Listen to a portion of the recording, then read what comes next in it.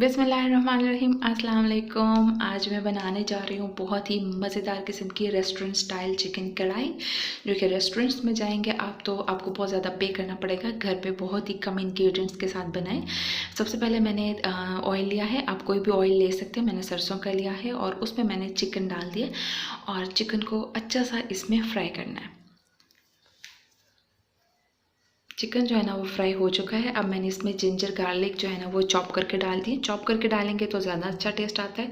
और इसमें मैंने 4 टमाटर जो है ना वो कट करके रखे थे, तो वो भी मैंने इसमें डाल दिए हैं। और अब इसको अच्छा सा आपने मिक्स करना है। उसमें मैंने फिर काली मिर्च, लाल मिर्च, हल्दी, नमक, धनिया पाउडर और ज़ीरा, ये चीज़ें मसाले, सिंपल से मसाले बस मैं इसमें यूज़ करूँगी। ये डाल के और मिक्स करके आपने कवर करके रख देना है और ताकि चिकन गल जाए।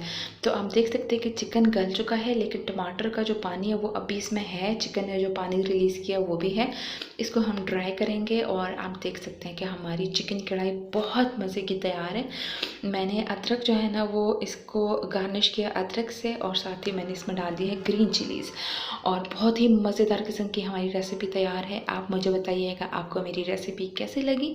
देखने के लिए बहुत बहुत शुक्रिया। अल्लाह हाफ़िज़।